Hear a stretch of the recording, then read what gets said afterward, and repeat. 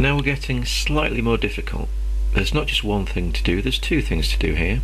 So I'm going to show you a variety of ways of doing it. The first way is to try to work out what 3x is worth. So something add 5 equals 26. Well, that would be 21 add 5 equals 26.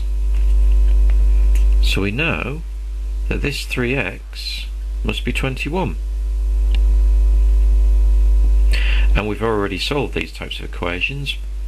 3 times something is 21, so x must be 21 divided by 3, which is 7. There's your first way of doing it, by just imagining this one item. Something add 5 is 26. We can work that bit out, but remember it is 3x's are 21. You then work through the rest of the equation and you should be able to solve it in 2 steps. A second way to solve this would be to think of it as a number machine.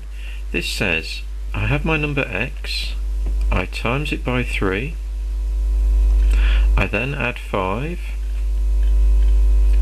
and that gives me my answer of 26. So as previously, we can work backwards. We had 26, working backwards we take away 5. Working backwards we then divide by 3. And that will give my final answer. Well, 26 minus 5 is 21, divided by 3 is 7. X equals 7. It's a second way to solve it. So again, it's very important to make sure you make the number machine. And now a very formal way. Initially I want to find out what 3x is worth. I'll take away 5 from both sides. I'm not doing anything to the number of x's. So I've got 3x, 5 take 5 is nothing, 26 take 5 is 21. I'm then going to divide by 3 on both sides. 3x divided by 3 is 1x, 21 divided by 3 is 7. It's a very formal method. Steps one at a time. So what you should do now is taking your method of your choice, solve this one. I'm going to solve all 3. If you want to pause the video now, try to solve it and then come back to it, you'll see what the results are, the 3 different ways. First way. Well, I'm going to pretend that something take 4 is 11. Well, it's obviously 15 take 4 is 11. That tells me that 5x is 15, leaving me with x equals 3.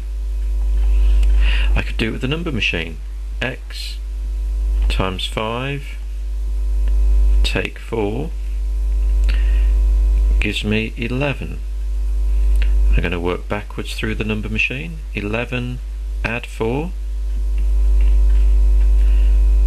and then divide by 3, divide by 5 if I can read correctly. 11 add 4 is 15, divided by 5 is 3. X equals 3. And finally, very formally, 5x take 4 equals 11. First of all, I'm going to add on 4 to both sides, so I'm doing the opposite. Gives me 5x equals 15, and then final step, divide by 5 both sides, which is the number of x's. Gives me 5x divided by 5 is x, 15 divided by 5 is 3. Hope you got that one right.